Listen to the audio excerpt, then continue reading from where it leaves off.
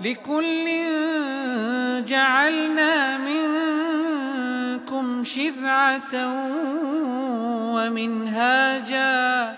إن الحمد لله نحمده ونستعينه ونستغفره ونتوب إليه ونعوذ بالله من شرور أنفسنا ومن سيئات أعمالنا من يهده الله فلا مضل له ومن يضلل فلا هادي له وأشهد أن لا إله إلا الله وحده لا شريك له وأشهد أن محمدا عبد الله ورسوله صلوات الله وسلامه عليه وعلى آله وصحبه أجمعين. أما بعد فإن أصدق الحديث كلام الله وخير الهدي هدي محمد صلى الله عليه وسلم وإن شر الأمور محدثاتها وكل محدثة بدعة وكل بدعة ضلالة وكل ضلالة في النار أجارني الله وإياكم من النار. Par la permission d'Allah subhanahu wa ta'ala, on se retrouve dans ce 4e cours de Boulough al-Maram selon l'explication de Shaykhuna Shaykh Al-Uthaymin rahmatullahi alayhi. Avant de commencer, de laisser le frère citer le hadith, on n'oublie pas de remercier Allah subhanahu wa ta'ala matin et soir en reconnaissance de ce qu'il nous accorde comme bienfait chaque jour, chaque instant. Et le plus grand des bienfaits qu'il nous a accordé, c'est l'islam. Et au-dessus de l'islam, après nous avoir favorisé sur les créatures, il nous a encore donné un fadl plus précieux qui est le suivi de la sunna du prophète alayhi as-salatu was-salam. Alors que beaucoup de la création d'Allah subhanahu wa ta'ala vogue dans l'égarement, dans l'insouciance, dans les ténèbres, dans le doute, et bihamdillahi azza wa jal, il a fait de nous des gens qui voguons vers la lumière, la certitude et le bien. Falillahi alhamd awwalan wa akhira. Et en tout cela, la louange et le remerciement appartient à Allah azza wa jal en premier lieu et en dernier lieu. Naam. Donc on continue notre lecture des hadiths de Boulough al-Maram. Et aujourd'hui, on traitera un sujet important ou bien plusieurs sujets importants. Donc, ceux qui sont présents, je demande leur tarkiz, naam, leur concentration.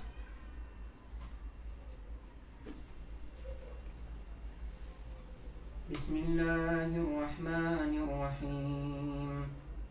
Wa sallallahu wa sallam ala ashrafil anbiya'i wal mursalin. اللهم اغفر لنا ولشيخنا وللحاضرين والسامعين. أما بعد، قال المؤلف رحمه الله تعالى: وعن أبي هريرة رضي الله تعالى عنه قال: قال رسول الله صلى الله عليه وسلم: طهور إناء أحدكم إذا ولغ فيه الكلب أن يغسله 7 مرات أولاهن بالتراب. أخرجه مسلم. وفي لفظ له: فليرقه. وللترمذي: أخراهن أو أولاهن بالتراب. Abu Huraira radiyallahu anhu rapporta que le prophète sallallahu alayhi wa sallam avait dit: si un chien lave dans votre récipient, sa purification consistera à le laver 7 fois. La première se fera avec de la terre. Hadith rapporté par Muslim. Dans une autre version, le prophète sallallahu alayhi wa sallam dit: le récipient devrait être rincé. Pour At-Tirmidhi, c'est le premier rinçage ou le dernier qui se fera avec de la terre. طيب. Dans le hadith, on voit qu'il y a un doute selon est-ce que c'est la première fois ou la dernière fois qui doit être fait avec de la terre at-turab. Quand il y a un taraddud, dans un doute, dans des versions du hadith, on regarde ce qui est rapporté avec certitude. Donc dans ce hadith, ce qui est rapporté avec certitude, c'est Oulahunna bit-turab. La première, ou bien le premier lavage, doit se faire avec de la terre. Et le doute, il se trouve, comme At-Tirmidhi rapporte, il ne sait pas ce qu'il a dit Ukhrahunna ou Oulahunna bit-turab. Donc quand le rapporteur, il rapporte le hadith, il dit, je ne sais plus, est-ce que le prophète a dit Ukhrahunna ou Oulahunna bit-turab. La dernière, ou bien la première, doit être fait avec At-Turab. Donc le doute il concerne la dernière, pas la première. Donc c'est pour cela que ce qui est fortement recommandé concernant le fait de laver le récipient que le chien a léché, c'est de commencer la première fois avec At-Turab, la terre. Et on va rentrer plus en détail dans ces sujets après. Il y a des muqaddimat plus importantes. Donc ici, le hadith, il nous parle de qui? C'est le chien qui est visé. Taïb. Donc la mas'ala, elle concerne le chien. Le sujet ici, il concerne le chien. Donc il est bien de savoir en premier lieu qu'est-ce que l'islam autorise, interdit, recommande, déteste concernant al-kilab, les chiens. Taïb. La première chose qu'on peut retirer de ce hadith-là, il dit Idha walagha fihi al-kalb. Ça veut dire tout chien. Malgré toutes les catégories qu'on va citer après, c'est n'importe quel chien qui viendra et qui léchera le récipient qu'on devra laver 7 fois. N'importe quel chien. Tant que c'est un chien, on devra laver 7 fois. À savoir qu'on va citer plusieurs catégories de chiens. Certains qui sont permis, certains qui ne sont pas permis. Ila akhiri. Mais de base, on sait que n'importe quel chien qui lèche dans notre récipient, pour qu'on puisse laver et purifier ce récipient, il faudra le laver 7 fois, et la première de préférence avec At-Turab. Taïb. Deuxième mas'ala, c'est savoir quel type de chien on peut avoir chez nous et quel type de chien on ne peut pas avoir chez nous. Tamam. Donc ça c'est la deuxième mas'ala. Quel chien on peut avoir et quel chien on ne peut pas avoir. Le premier chien que la personne peut posséder, c'est ce qu'on appelle kalbul harth. Le chien des terrains qu'on cultive. Bima'na, un chien qu'on dresse afin de protéger nos cultivations. Donc il est là comme gardien en quelque sorte pour nos cultivations. Contre les voleurs, contre les loups, ou bien tout ce qui peut venir et prendre ou voler de notre cultivation.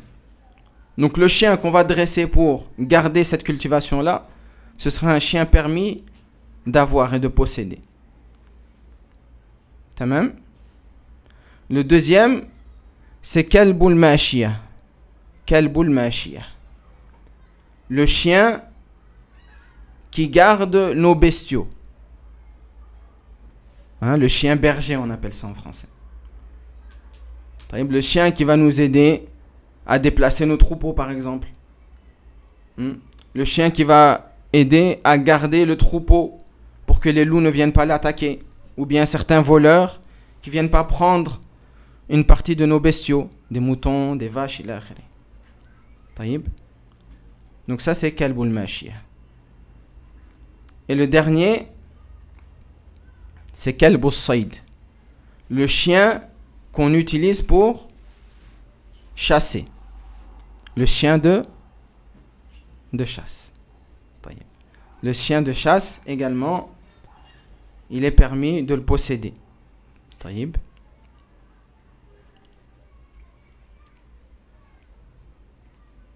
Naam. Quelle est la illa entre... C'est les trois types de chiens qu'on peut posséder. En dehors de ça, il n'y a pas de possession. quelle est la illa qui rassemble ces trois chiens?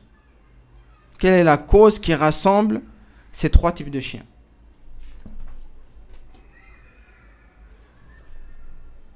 Non, si tu as une réponse. Ils sont utiles. Taïb. Les chiens, tous les trois chiens là, ils sont d'une utilité. Ça veut dire on les a pas parce qu'on les aime bien, ou bien pour se faire plaisir, ou bien pour jouer avec eux. C'est parce qu'ils sont utiles à quelque chose. Taïb. La illa elle est importante. Ça veut dire tout chien qui n'a pas d'utilité, il est interdit de l'avoir chez soi, de le posséder. C'est-à-dire un chien qu'on va jouer avec, ou bien un chien qu'on va mettre à la maison, parce qu'il est beau, parce que j'ai envie d'avoir un chien. Tout ça, c'est haram. C'est interdit de possession. Taïb. Non. Donc ici, on sait que la base chez les chiens, c'est l'interdiction, pas l'autorisation. Taïb. Et la règle concernant l'illa, qu'est-ce qu'elle dit? Je vous ai déjà dit que cette règle-là, il faudra la répéter plusieurs fois.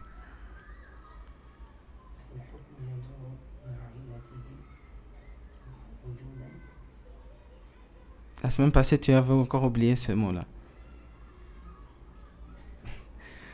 وعدما الحكم يدور مع علته وجودا وعدما. Donc le jugement, il est relié à sa cause. Si la cause est présente, le jugement est présent. Si la cause n'est plus présente, le jugement n'est plus présent.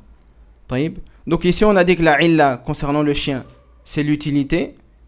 Donc s'il y a une utilité, il y a permission, ça veut dire qu'on peut l'avoir. Et si la cause elle disparaît, la illa elle disparaît, qu'est-ce que ça devient? Ça devient haram. Taïb. Un exemple, si un aveugle, il a besoin d'un chien pour le guider, pour sortir, il est akhiri. Est-ce qu'il sera permis à l'aveugle d'avoir le chien? La illa, l'utilité. Donc ici, on a cité trois catégories qui sont venues dans les textes. Donc le prophète sallallahu alayhi wa sallam, il a autorisé dans ces trois catégories-là. Walakin la illa, elle est importante parce qu'il y a des catégories peut-être que de nos jours, il n'y avait pas autant du prophète sallallahu alayhi wa sallam. Comme les chiens qui sont dressés pour aider les aveugles à marcher, pour les accompagner, ila akhiri. Donc tant qu'il y a une utilité, le chien va être permis de possession. S'il n'y a pas d'utilité, il sera interdit de possession. Et ça, c'est selon l'avis majoritaire des savants. Le prophète sallallahu alayhi wa sallam, il nous dit dans un hadith, Man iqtana kalban, celui qui possède un chien, laysa bi kalbi mashiyah, qui n'est pas un chien de bestiaux. On avait dit ça comment? Un chien qui protège les bestiaux. Wala sayd, et également c'est pas un chien de chasse. Wala zar', et c'est pas un chien qui protège la cultivation. Inqasa min ajrihi qiratan, chaque jour on enlèvera de ses bonnes actions kulla yawm qiratan, 2 qirat. Et un qirat, c'est l'équivalent de la montagne de Uhud. Donc celui qui possède un chien alors qu'il ne peut pas le posséder, chaque jour qui passe, il a 2 fois l'équivalent de la montagne de Uhud qui lui est retranché de ses bonnes actions. Donc là on voit la gravité de ne pas jouer avec cette mas'ala là, et de ne pas jouer avec cette question religieuse là. Et ce hadith, il est muttafaqun alayh. Les deux Sahih al-Bukhari et Sahih Muslim ils rapportent, Abu Daoud et d'autres que eux le rapportent également. Taïb. Donc ça c'était la deuxième mas'ala. Les chiens qu'on peut avoir et les chiens qu'on ne peut pas posséder. Taïb. Troisième mas'ala concernant le chien qui est noir. Concernant spécifiquement le chien qui est noir. Dans le hadith, le prophète sallallahu alayhi wa sallam nous dit que al-kalbul aswadu shaytan. Le chien noir, c'est un shaytan. et il nous a été ordonné de tuer ces chiens-là. Donc seul le chien noir, pas les autres chiens, juste le chien noir, on a reçu l'ordre de les tuer. Parce que c'est des shayatin. Ici, Cheikh Al-Uthaymin, il donne également un autre jugement concernant le chien noir. Taïb. Et ce jugement, c'est quoi? Si le chien noir, il passe entre toi et ta sutra, ça annule ta prière. Donc si tu es en prière et que tu n'as pas de sutra aslan, et que le chien noir il passe devant toi, ça annule ta prière. Et si tu as une sutra, la condition c'est qu'il passe entre toi et ta sutra, pas derrière. Si c'est derrière, c'est pas grave. La sutra, c'est ce qu'on met devant la personne qui prie. Taïb. Et min babil fa'ida, la sutra, elle doit être à la hauteur de une coudée. Taïb. Dhira', d'une coudée. De là jusqu'au coude, c'est ça la hauteur minimum d'une sutra. Du bout des doigts jusqu'au coude. Hada, c'est le minimum pour une sutra. En dessous de ça, c'est pas une sutra. Mafhoum? Non. À savoir que cet avis de Cheikh Al-Uthaymin, c'est un avis minoritaire et que la majorité des savants ils disent que ça annule pas, mais comme on a dit, on rentre pas dans les détails. Taïb. Quatrième point, et ça c'est une mas'ala fiqhiyya usuliyya qui est très très très importante. Taïb. Le quatrième point, c'est une mas'ala fiqhiyya usuliyya qui est très importante. Et il y aura des questions sur ces choses-là. Première chose. Al-haram. Ce qui est haram. Est-ce que dans l'islam, il y a plusieurs types de tahrim? Ou bien, quand on dit haram, ça veut dire qu'une chose? Il n'y a qu'un sens au mot haram ou il y a plusieurs sens? Sens, à fond.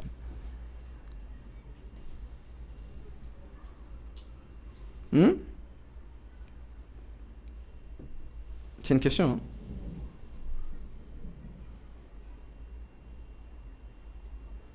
Quand moi je dis ça, son jugement c'est que c'est haram. Est-ce qu'à travers ça on entend qu'une chose ou bien il peut avoir plusieurs compréhensions de ce mot haram?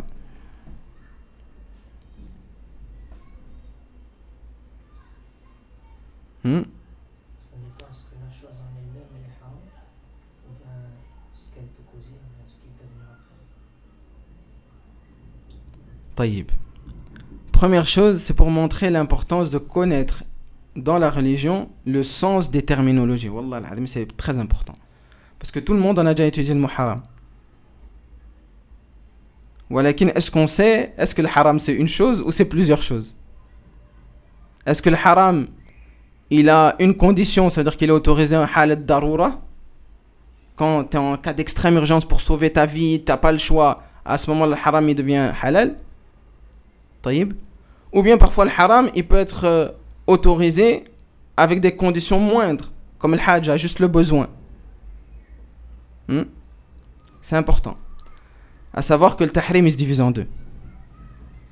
Le tahrim, quand on dit le mot haram, ça va se diviser en deux catégories. Et tout ce qu'on va dire haram, ça va être dans une de ces deux catégories-là. Le premier, c'est tahrim al-maqasid.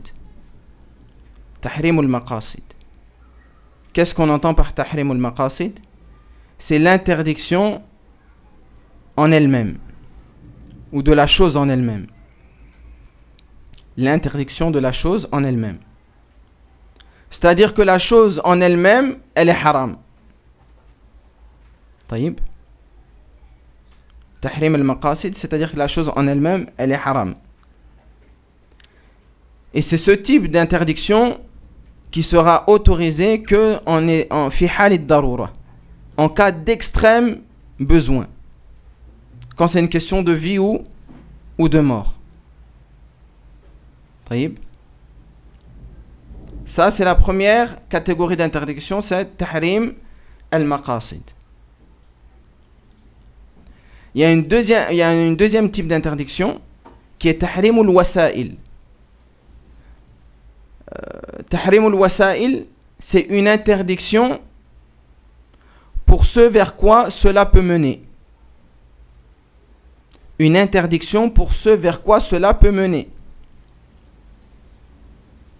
Ça veut dire que la chose, elle n'est pas interdite en elle-même, mais c'est ce vers quoi elle peut nous mener. À cause de ça, elle a été rendue interdite. Taïb. Compris? Taïb. Donc la première interdiction, c'est une interdiction qui est interdite en elle-même. La chose elle-même est interdite. La deuxième, c'est interdit parce que ça peut nous amener à une mauvaise chose. Mais en elle-même, c'est pas interdit. Taïb. Donc tahrim al-maqasid, tahrim al-wasa'il. On a compris ça. Tahrim al-wasa'il, il y a deux conditions pour, si elles sont remplies, tahrim al-wasa'il, il peut être autorisé. La première condition, al-haja, c'est qu'on est dans un besoin. Et al-haja, ça veut dire quoi? Quand ça nous enlève une difficulté ou une gêne. Donc si on est gêné par quelque chose, ou la chose, elle nous amène une difficulté dans la vie, taïb, alors à ce moment-là, l'interdiction, elle peut être levée. Et la deuxième condition, c'est qu'on est à l'abri de ce vers quoi elle peut mener comme mal. Qu'on est à l'abri de ce vers quoi elle peut mener comme mal. Taïb.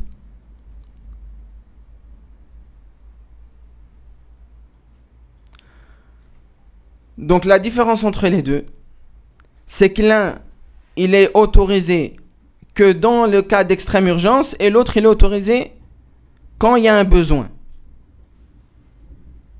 Non? Vous avez compris maintenant les deux?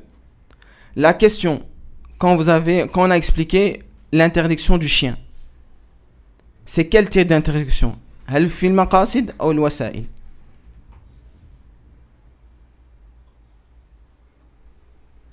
Là, on vient, si vous avez compris, c'est un test de compréhension. Vous êtes sûr? Toi, t'as rien dit, toi.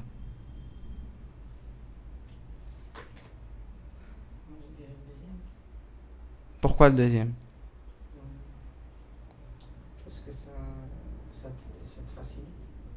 T'as une haja, donc c'est pour ça que les trois catégories là, ils sont autorisés. La illa, pourquoi ça a été autorisé? Parce qu'il y a un besoin. Pas parce que c'est en cas d'extrême urgence. Naam ou la? Quand on a autorisé les trois catégories, c'est parce qu'il y avait un besoin. C'est pas un cas d'extrême urgence, si c'est vie ou mort.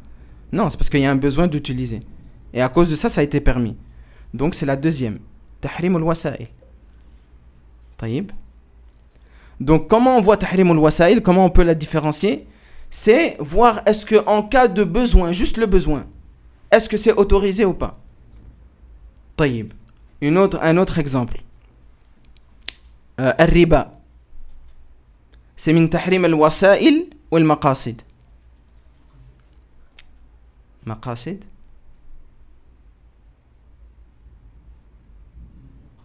Maqasid? En cas d'extrême urgence, vie ou de mort, c'est autorisé. Taïb, donc c'est le maqasid. Riba. Je sais pas, parce que moi j'avais vu une vidéo de Cheikh Souleymane Al-Haïli concernant un homme, sa vie elle était en danger, il avait demandé pour faire un prêt. Et tous les messieurs ils ont dit tu fais pas les bons. Non, ça on parle pas de l'autorisation. On parle, c'est quand qu'on pourrait autoriser.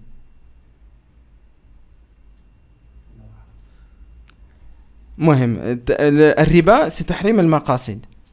Ça veut dire que c'est en cas d'extrême urgence ou en cas de vie ou de mort que ce serait autorisé. Mais est-ce que riba, ça peut rentrer dedans le cas de vie ou de mort? Non, tu n'es jamais sous la contrainte de la vie ou de la mort pour riba. Taïb. À part si par exemple quelqu'un, il te dit tu me fais riba maintenant ou bien je te tue. Taïb. Non. Maintenant, si par exemple la personne a tué une personne sans faire exprès, et la famille demande soit ta vie, Non, ça, tu peux pas faire le haram. C'est ta vie ou rien du tout. Tu peux pas faire le haram en te disant pour te sauver toi-même. C'est le haq qu'on prend de... Mais ça, c'est une question de janibiyya. Donc, le riba, c'est haram en lui-même, en fait. C'est pas vers quoi ça peut mener. C'est en lui-même, le riba, c'est haram. Taïb. C'est pas en cas de haja, j'ai besoin de... Je sais pas, ça me met la gêne d'habiter, de louer une maison, alors je vais faire riba. Non. Taïb. Donc ça, c'est min tahrim al-maqasid.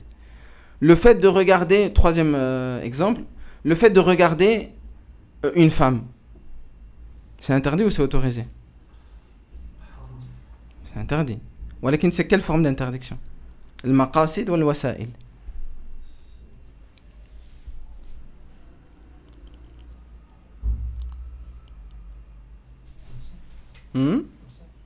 T'as dit quoi? Le wasa'il, pourquoi? Parce que c'est pas un cas d'extrême urgence que tu peux regarder quand il y a une haja. C'est quoi la haja?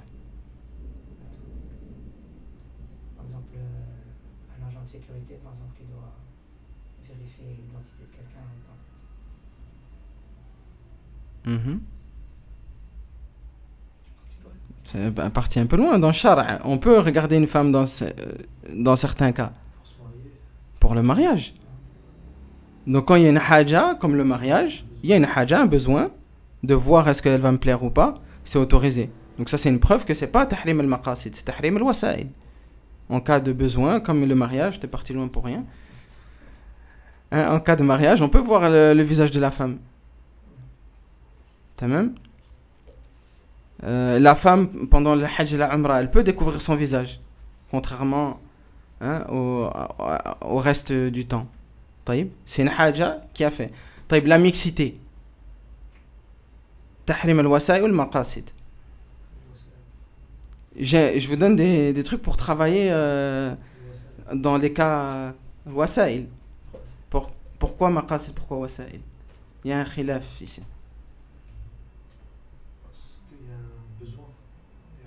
Quand on voit que c'est autorisé dans le besoin. Quand tu vas faire des courses dans le marché. Dans la législation, le prophète il aurait pu interdire dans le marché. Dire que non, les femmes doivent être d'un côté, les hommes d'un côté. Mais c'est autorisé dans le marché. Il y a encore un autre exemple d'autorisation. Où il y a des hommes et des femmes qui sont mélangés et que c'est pas interdit. Une adoration très connue. Le hajj et la umrah. On aurait pu séparer les femmes ou les hommes. Mais ils sont ensemble, chacun ils font son tawaf, etc. Ça montre qu'en cas de haja, la mixité elle est autorisée. Donc ça c'est tahrim al-wasa'il, pas tahrim al-maqasid. Pourquoi aussi cette question elle est importante? Parce qu'il y a parfois des gens, ils vont pas comprendre, ils vont voir certains savants, ils vont autoriser des gens dans des pays qui n'ont pas d'autres possibilités pour les études que d'étudier dans des endroits mixtes. Et certains savants ils vont te dire que si tu n'as pas d'autres possibilités et que tu es dans le besoin, tu as besoin d'étudier ça, tu as envie d'étudier ça pour plus tard travailler dans ça, et que tu es à l'abri, tu es quelqu'un de religion, de piété, etc. Si tu es à l'abri, il y a certains savants qui vont t'autoriser. Ils vont dire ouais, regarde ce savant, il dit n'importe quoi, il autorise, c'est haram la mixité. Sahih amla. Comme c'est le cas par exemple de Cheikh Al-Chouaïr, qui a justement eu une fatwa dans ce sens-là. Et les gens ils disent ouais, mais comment il peut dire ça? C'est haram. Mais les gens ils comprennent pas le sens du tahrim ici. C'est important. Ce qu'on avait vu également, le fait de se laver dans une eau qui est stagnante. C'est quoi son jugement? C'est haram. On avait dit c'est haram. C'est quel type de tahrim? Maqasid ou wasa'il?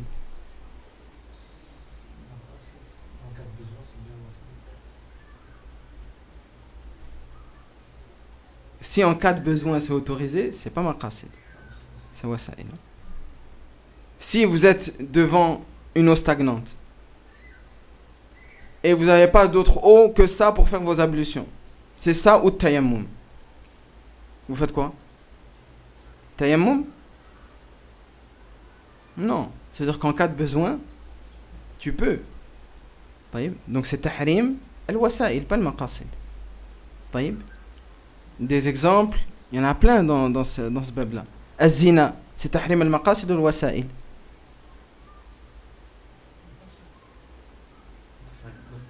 Zina, الوسائل في حال الحاجة tu peux faire en cas de gêne زعما voilà je suis gêné j'ai envie d'avoir des rapports alors je vais avoir des rapports مقاصد يا اخوان ça c'est en cas de ça peut pas Allah المستعان طيب et des exemples comme ça il y en a énormément المهم ce qui est à voir c'est est-ce que c'est autorisé en cas de besoin dans la législation. Si oui, c'est wasa'il. Sinon, si c'est autorisé presque jamais, c'est maqasid. طيب. Important cette affaire entre ces deux choses-là. Si vous avez un exemple, avant que je passe à autre chose.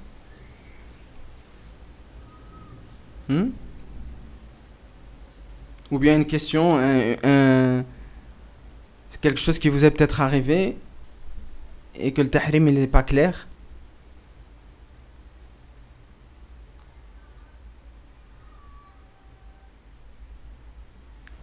Ok, si c'est trop privé, on garde ça pour après. طيب. Alhamdulillah. Pour moi, ça c'était la chose la plus importante du cours. Cette distinction entre les deux. طيب. Pour qu'on dise plus à quelqu'un, ouais mais c'est haram, pourquoi tu dis que c'est autorisé? طيب, je vais revenir sur un point qui est très important. Ça c'est en défense d'un savant que les gens ils remettent en cause sa dignité à cause d'une incompréhension dans ce bab-là. Certaines personnes, ils ont mis en garde contre le fait d'écouter Cheikh Sulayman al-Ruhayli hafidahullah azza wa jal, en lui reprochant qu'il dit que le fait de faire des conférences avec des gens de l'innovation, c'est haram. Alors que lui-même, il est venu ici au Maroc et qu'il a eu des conférences avec certains gens de l'innovation, parmi les Ash'a'ira, etc. طيب. Donc il a fait quelque chose de haram qui contredit, selon eux, les fondements des salafs. Est-ce que le tahrim, concernant le fait de faire des majlis, s'asseoir et parler de religion avec des gens de l'innovation, c'est tahrim al-wasa'il ou al-maqasid? C'est al-wasa'il. C'est pour éviter ce vers quoi cela peut mener. Parce que faire une conférence, aslan en lui-même, c'est interdit ou c'est pas interdit? C'est pas interdit de faire une conférence en soi. Donc la conférence, c'est pas ça qui est interdit. C'est ce vers quoi ça peut mener. Que les gens ils peuvent penser que c'est des bonnes personnes et retourner vers ces gens de l'innovation. Que ces gens ils peuvent penser que Cheikh Ruhayli ou bien d'autres savants, ils sont d'accord avec eux. Donc ils vont prendre la religion d'eux. طيب. Walakin si on a dit il y a une haja, un besoin, et qu'on est à l'abri de ce vers quoi ça peut mener, c'est autorisé. Ça peut être autorisé. On analyse déjà, ça c'est une distinction. Donc quand Cheikh Ruhayli il dit que c'est interdit, il ne parle pas de l'interdiction de maqasid. Hadakumullah. Il parle de l'interdiction de wasa'il. Donc le wasa'il, s'il y a une haja, s'il y a un besoin, comme le fait par exemple que le gouverneur il lui dit tu dois assister à cette conférence-là. طيب. Il y a une haja. Et la deuxième chose, que le Cheikh Ruhayli il est à l'abri, ou bien qu'on est à l'abri de ce vers quoi ça peut mener. Est-ce qu'en voyant Cheikh Ruhayli là-bas, on peut croire qu'il est d'accord avec eux? Tout le monde connaît Cheikh Ruhayli, hadakumullah. Est-ce qu'on peut croire que Cheikh Ruhayli ils peuvent se faire tromper par ces personnes-là dans la science? Hadakumullah, Cheikh Ruhayli, c'est lui qui va les convaincre de leur égarement. طيب. Donc les conditions pour lesquelles ça peut être permis, elles sont rassemblées. Donc on ne peut pas remettre en cause ou bien dénigrer un savant pour cette chose-là, surtout pas Cheikh Ruhayli. La même chose qui s'est produite à l'époque avec Abdullah ibn Abbas et Ali radiallahu anhu. Ils sont partis et ils ont eu un majlis avec les Khawarij. Est-ce qu'il y avait une haja à ce moment-là? Il y avait un besoin. Parce que c'était le premier groupe qui est apparu, ils ont amené des innovations, etc. Il y avait un besoin d'aller chez eux et leur parler, de faire une majlis avec eux. est-ce qu'on était à l'abri de savoir que Abdullah ibn Abbas il n'est pas avec eux? Et qu'Abdullah ibn Abbas il était à l'abri de ne pas se faire tromper par eux? Naam. Donc les conditions étaient remplies, comme Cheikh Rouhaili. Les conditions étaient remplies, donc il a fait un majlis avec eux. Et avant lui, il y avait déjà Ali. Parce qu'il y a ce qui est connu, c'est que Abdullah ibn Abbas il a fait une majlis avec les Khawarij, mais avant lui, il y avait déjà Ali qui avait déjà fait un majlis avec eux. Donc la même situation qui s'est passée, alors que c'est haram, avec Abdullah ibn Abbas et Ali, la même situation s'est passée avec Cheikh Sulayman al-Ruhaili, hafidahu Allah Azza wa Jal. Donc on comprend ici que ceux qui disent non, regarde c'est haram, pourquoi il a fait une chose qui est haram, ça montre son innovation, ça montre... Laisse-les de côté, ces gens ils n'ont rien compris. L'interdiction ici, elle n'est pas son nom de maqasid walakin al-wasail. Concernant beaucoup de mosquées qui rassemblent Maghreb al-Hasha, ils disent que c'est en cas de besoin. Le fait de rassembler entre Maghreb et l'Isha, ça ne peut pas être fait de manière continuelle. Ça ne peut pas être fait de manière continuelle parce que le prophète ne l'a jamais fait de manière continuelle. C'est de manière exceptionnelle qu'il l'a fait. Donc on revient au hadith du prophète sallallahu alayhi wa sallam où il dit Oulahunna bit-turab. Donc comment on devrait faire maintenant? On revient au hadith. Si le chien, on a un récipient avec de l'eau ou bien un liquide et le chien il lèche ce récipient là. La première chose qu'on doit faire, c'est dans le lafz, quand il dit falyuriqhu, c'est qu'il doit premièrement renverser ce qu'il y avait dans le récipient.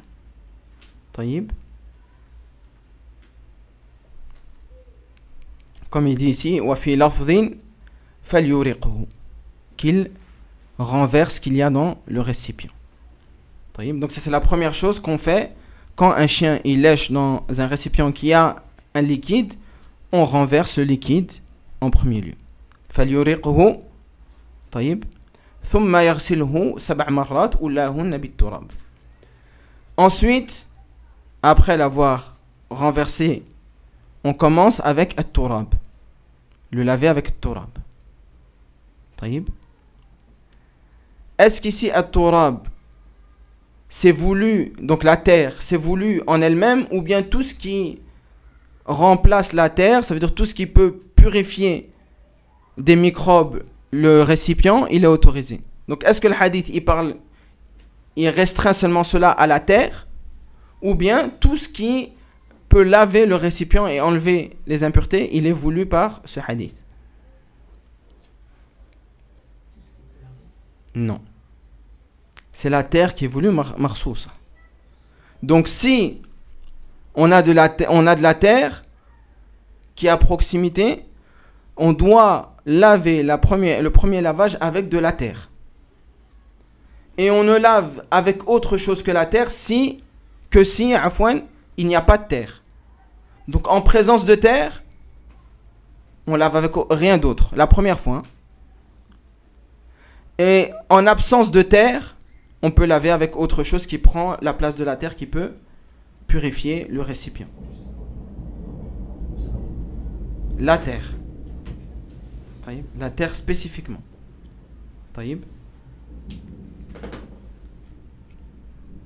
Ou bien ce qu'on peut appeler de l'argile.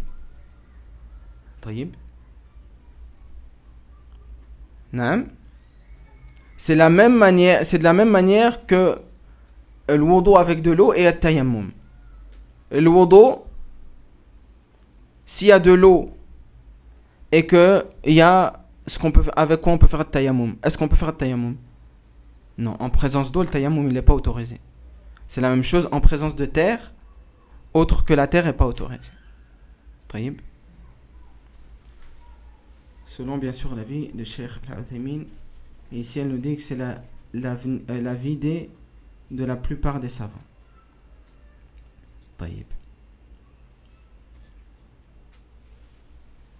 Je pense qu'on est à la 6e mas'ala. La 6e mas'ala. Est-ce que tout le reste des impuretés du chien est concerné ou juste quand il lèche, ça veut dire sa bave?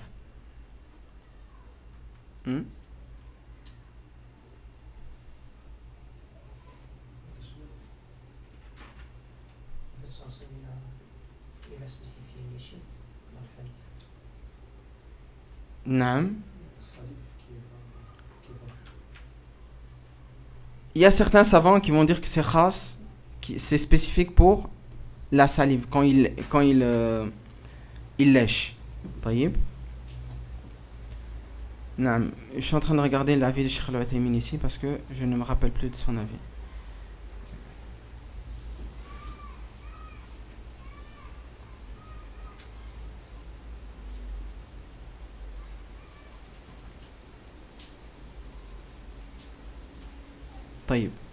Le Cheikh Al-Uthaymin, il nous dit ici que la majorité des savants, ils voient que c'est toutes les impuretés qui peuvent venir du chien qui sont concernées, comme le pipi, hein, s'il fait pipi, ou les grands besoins, le vomi. Toutes ces impuretés-là, ils sont concernés par le fait d'être lavés 7 fois. Ça, c'est la majorité des savants qui disent ça. Et juste à titre indicatif, le Cheikh Al-Uthaymin nous dit qu'il y a d'autres savants qui voient que c'est juste ça, sa salive.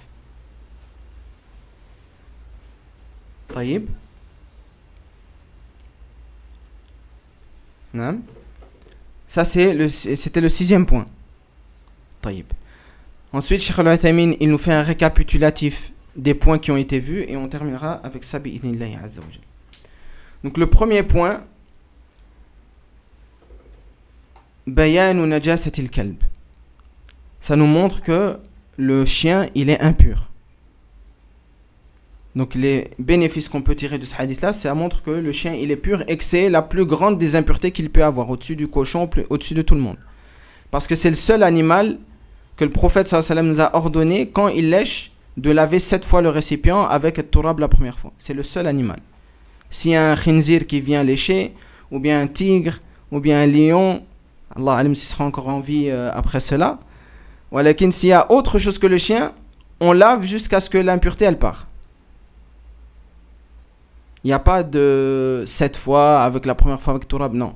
Le seul animal qui a cette spécification, c'est le chien. Donc Cheikh nous dit, ça nous montre que la plus grande des impuretés en islam, c'est l'impureté du chien. Non. Deuxième chose, c'est qu'il faut obligatoirement 7 lavages. Troisième chose, que la meilleure manière, c'est que ce soit le premier des lavages soit fait avec de la terre.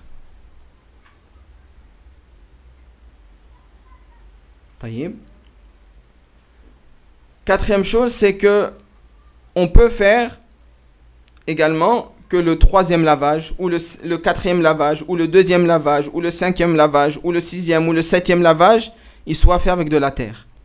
Donc le meilleur, c'est le premier, mais ça interdit pas de le faire la 2e fois, la 3e fois, la 4e fois. Vous avez compris? Ça veut dire que la première fois, c'est le meilleur, mais ça veut pas dire que on peut faire que la première fois avec de la terre. Quelqu'un, il peut venir, il peut mettre la terre la 2e fois, ou bien la 4e fois, ou bien la 5e fois, ou bien la 3e fois. C'est permis également. C'est pas spécifique à la première fois. Non. Pourquoi? Parce que dans le hadith, il y a un taraddud. Celui qui rapporte le hadith, il avait une hésitation. Est-ce que c'est oulahoun, la première ou la dernière? Comme il y a une hésitation, on permet tout ce qui est entre 1 et la dernière. Tamam? Non. Et le dernier point sur lequel on va parler, c'est que le kelb, je ne sais pas si on aura le temps de dire ça, je ne veux pas élaborer, mais également les impuretés, elles sont de 2 types. Il y a najasatul ayn, l'impureté en elle-même, et l'impureté qui peut être purifié. Donc il y a deux types. Une impureté, on appelle ça najasatul ayn, l'impureté qui ne peut pas être purifiée. Donc la chose, elle est impure en elle-même et elle pourra jamais être purifiée. Et najasatut tari'a, l'impureté qui peut être purifiée. Taïb. Avec de l'eau, par exemple.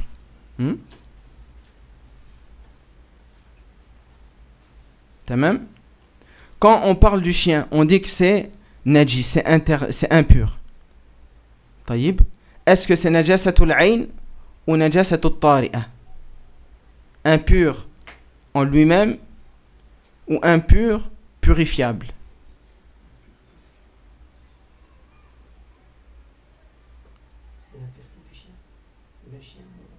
Le chien en lui-même? Non. Vous avez compris les deux types de najasa. Najasatul ayn, ça veut dire que la chose ne pourra jamais être purifiée.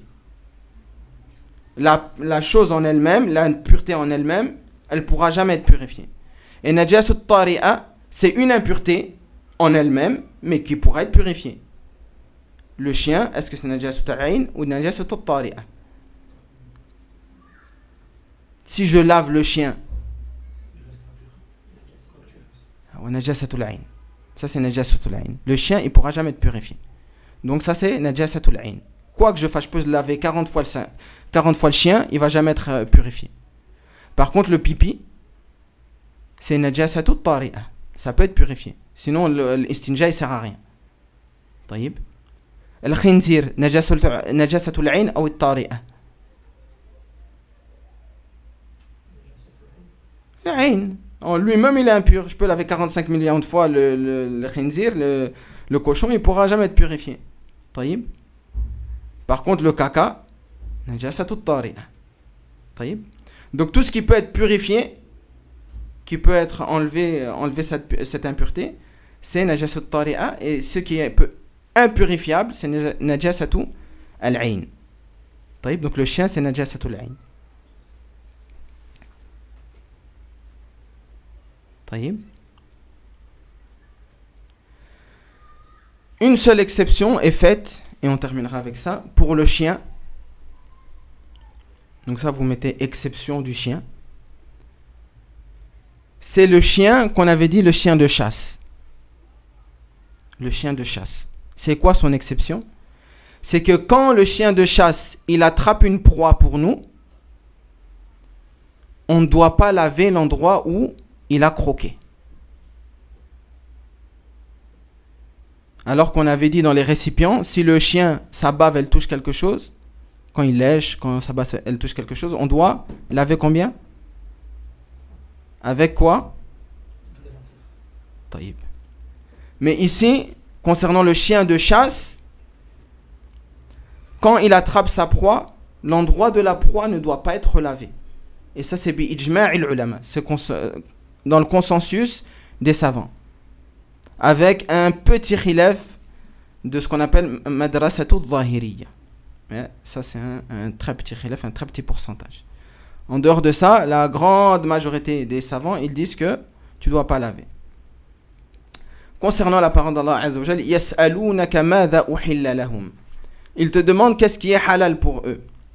Qul uhilla lakum at-tayyibat. Dis, le prophète doit nous dire à nous, donc on est là, on écoute, qu'est-ce qui nous est permis? Uhilla lakum at-tayyibat. Les bonnes choses vous ont été autorisées.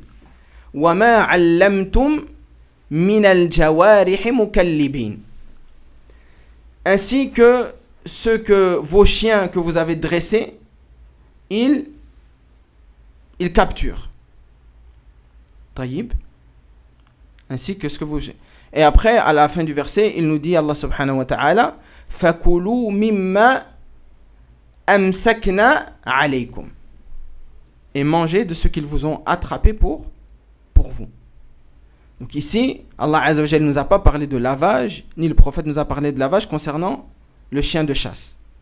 Ça montre que, selon la grande majorité des savants, ils ont eu cet avis-là, c'est que comme Allah ne nous a jamais dit de laver, ni le prophète nous a jamais dit de laver concernant le chien de chasse, ça montre que on n'a pas l'obligation de laver la partie-là, on peut la manger sans lavage.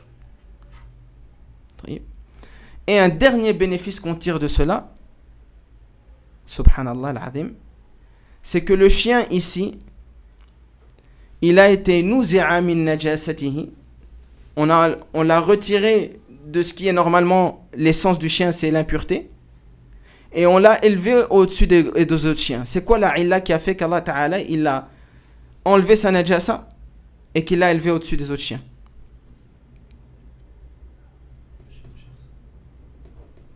Une illa qui est importante, une cause qui est importante.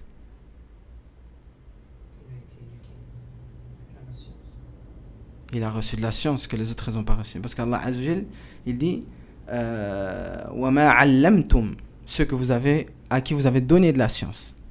C'est-à-dire qu'il a été élevé au-dessus des autres chiens. Et on a enlevé son impureté à cause de la science qu'il a et que les autres chiens n'ont pas. Je veux dire, même le chien, par la science, il est élevé. Alors, que dire de nous, les êtres humains? C'est pour ça qu'Allah Azza wa Jalla, en parlant des gens qui reçoivent la science, il dit yarfa'illahu alladhina amanu minkum walladhina utul ilma darajat. Ils sont pas, comme Allah a dit, laysu sawa. Ils sont pas égaux, ceux qui sont ignorants et ceux qui ont reçu de la science. Allah les élève en degrés par rapport aux autres. Et quand Allah t'élève en degrés, ça veut dire que tu es plus proche de lui. Tu as une plus grande place auprès de lui. Comme le chien ici, subhanallah, par la science, il a eu une plus grande place auprès de la législation d'Allah que les autres chiens. C'est un chien. Ma balukum bil insan. Qu'en est-il alors de notre place si on est savant, si on augmente notre science, de notre place vis-à-vis d'Allah subhanahu wa ta'ala, comparé aux gens qui n'étudient pas et qui ne reçoivent pas de la science? Taïb. Non. Al-Muhim, aujourd'hui on aura vu deux choses qui sont importantes pour moi, pour bien se taire dans la religion. Ça nous amène bien à nous taire.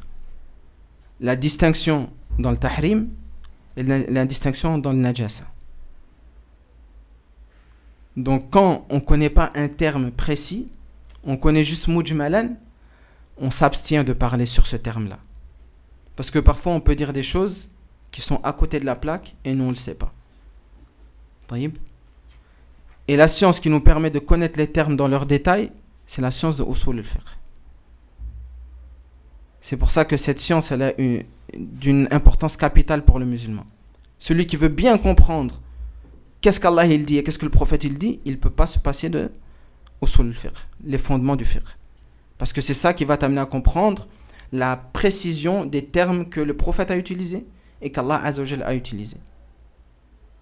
طيب هذا والله أعلم وصلى الله وسلم على نبينا محمد وعلى آله وصحبه أجمعين وآخر دعوانا أن الحمد لله رب العالمين وجزاكم الله خيرا.